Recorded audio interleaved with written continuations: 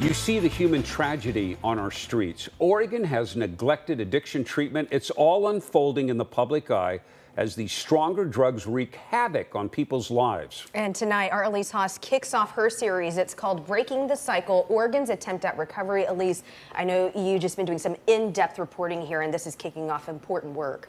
So the newest drug supply is really changing the game, and addiction experts say that they're going to have to reinvent the wheel to get people detoxed and on the path to recovery. Investigation underway. Mass overdose in Portland. So police say they believe that Fentanyl's grip on Portland has garnered local. This is actually the 5th time we have reported on a child younger than 3 years old needing Narcan to be revived, and that's just this year. And national headlines. 3 years ago, Oregon passed a reform bill called Measure 110. Instead of arresting drug users, authorities are handing out $100 tickets for small offenses. We're delving into the timeline of Oregon's deep decline to try and better understand the issue.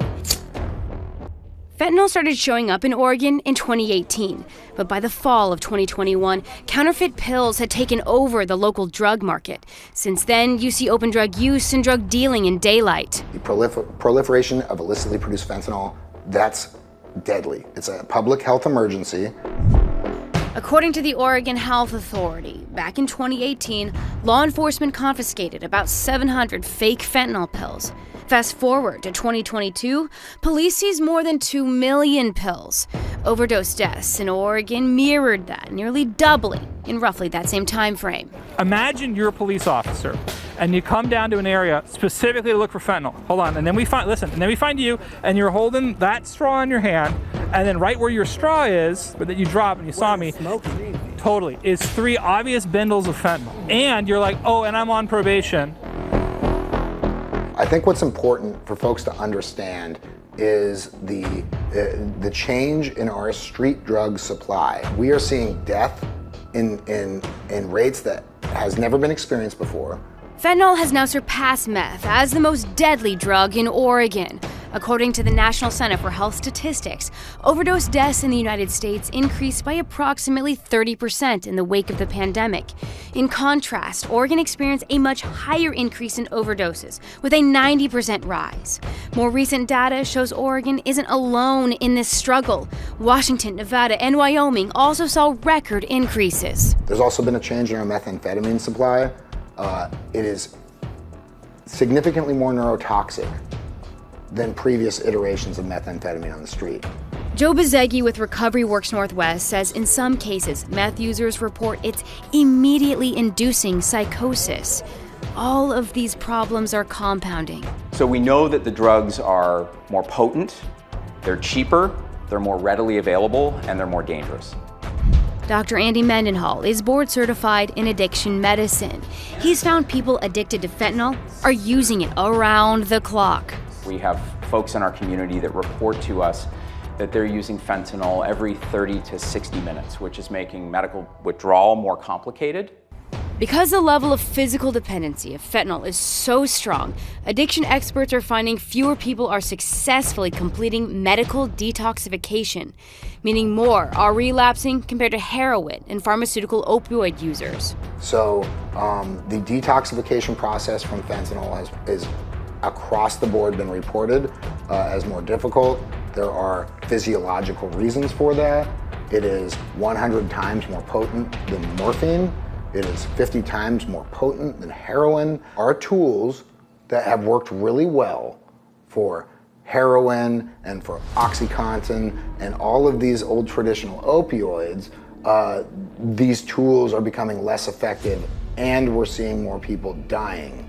Making matters worse, it's dirt cheap, at $1 a dose. We'll see folks coming in smoking 60 or 80 of these pills a day. So this wasn't even a figment of imagination 10 years ago. The stakes are very high. I mean, what does that mean for you and the work you do and all the people like you? So what that means is that we need to innovate. We need to work even harder to help individuals be successful. Dr. Mendenhall says the more potent drugs of today mean people now need a higher level of care, like residential treatment, before they can benefit from lower levels of outpatient addiction services. I'm confident that we're going to be successful in closing these gaps. It's going to take time, but the right people at state, county, regional, coordinated care organization levels are having conversations. They're committed to informing themselves with data. The challenging part for our communities is just going to take a couple years to bring that capacity, to bring that inventory online. For changes to be felt, he says it will require additional investments in residential treatment, housing, behavioral health workforce, and employment services to reintegrate people into society.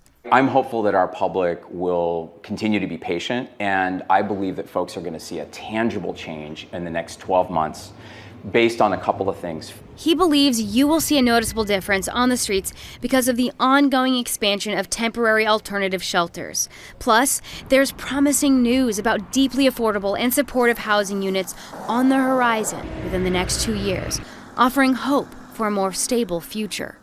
There is a build plan over the next 24 months for a ton of different resources, inclusive of residential treatment bed capacity, secure residential treatment, and residential treatment home capacity. I believe all of these things are going to make a difference. We know what to do, he says. We just need to do a lot more of it. And while addiction makes up one facet of the issue, there is a small group of people facing a dual diagnosis, that is both addiction and severe mental illness, like schizophrenia. These individuals are highly visible on the streets, leading to notable public safety concerns. So in the next part of my series, Breaking the Cycle, Oregon's Attempt at Recovery, we'll hear from two fathers. One dad will share his relentless struggle to secure help for his mentally ill daughter, while the other will recount the day when his little girl's safety hung in the balance. Join us tomorrow to see how their stories intersect. The fact that these drugs are so much more potent now, that even the people who treat these addicts say we have to reinvent the wheel here on how we're going to solve this. Right. It doesn't help to say, oh, that person's refusing treatment. It is not realistic to see somebody going from fentanyl straight into a shelter because the detox is so dangerous and so painful. That's why we need to step it up on our end to make sure that they have the right places to go. Yeah, and it's often so easy for so many of us to walk in the street and say, like, why aren't they working quickly enough? And that goes to show that they are working as quickly as they can. It's just difficult. And looking forward to tomorrow's report when we hear from those two fathers. I know it's a very powerful story. And so, Elise, thank you. All right.